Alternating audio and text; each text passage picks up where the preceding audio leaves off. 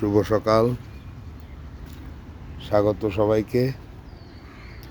আকাশের অবস্থা দেখেন, কোথাও মেঘলা, কোথাও একটু পরিষ্কার আছে। সারাক্ষণে এই যে এখনো পিন পিন পিন পিন বৃষ্টি পড়তেছে।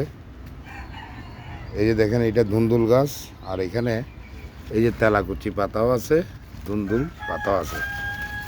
আজকে মুরগিকে এই খাবারটাই দিব, আর দিব আপনাদের সবার পরিচিত পটল রেসিপি, পটল সিদ্ধ রেসিপি। এই যে দেখেন পটল,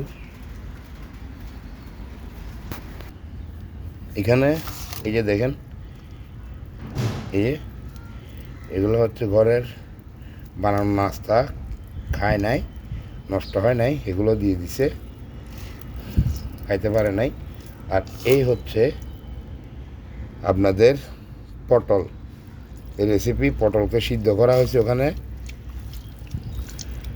হলুদ দিয়ে এবং লবণ দিয়ে সিদ্ধ করা হয়েছে।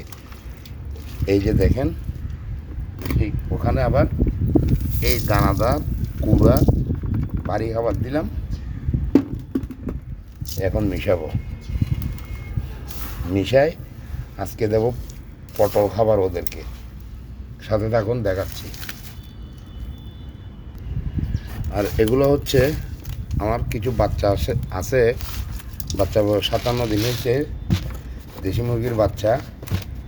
এই ওদের জন্য এই যে দেখেন, এই গ্রোয়ার ফিড, আপনারা গ্রোয়ার ফিড মিশাবেন, বাচ্চাগুলো বড় হবে। যাক, এগুলা এখন একটু নরম হলে হাতে মাখাই দিব, ওরা খাইতে সুবিধা হবে। চলেন আগে বড়গুলোকে খাবার দিয়ে দিই, এগুলো দেখায় আপনাদেরকে। এই যে বড়গুলার বালতিতে নিছি, আর এগুলো হচ্ছে বাচ্চাদের। এই যে দেখেন, বাচ্চাগুলোর জন্য এখানে নিলাম, এখানে রাখছি, বড় মুরগিকে দিয়ে দিলাম খাবার। আর এখানে এই যে ধুন্দুল গাছটা দেখতেছেন, এটাও পরিষ্কার করে কেটে দিলাম। কেটে দেওয়ার পরে এই যে দেখেন, ওদেরকে এখানে তেলাকুচি পাতা আর ধুন্দুল পাতাগুলো দিছি কাঁচা, ওরা খাবে। আর এখানে দেখেন মেঘের লুকোচুরি চলতেছে, তাই অল্প অল্প করে খাবার দিছি। যদি খাবার বৃষ্টির জন্য খাইতে না পারে, আবার ভিতরে দিব। এই যে দেখেন, রৌদ্র উঠছে, আবার বৃষ্টিও পড়তেছে, আবার মেঘও দেখা যাচ্ছে। সাথে থাকুন, দেখাচ্ছে। মুরগি ছাড়তেছি, মুরগি ছাড়লাম, এখানে পানি হয়েছে দেখেন,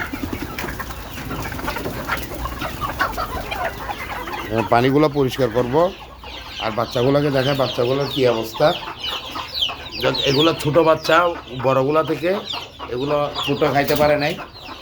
আর এদিকে কোষা মুরগিগুলোকে ছেড়ে দেই, এগুলো সব কোষা মুরগি। এই যে দেখেন, যাও যাও যাও যাও।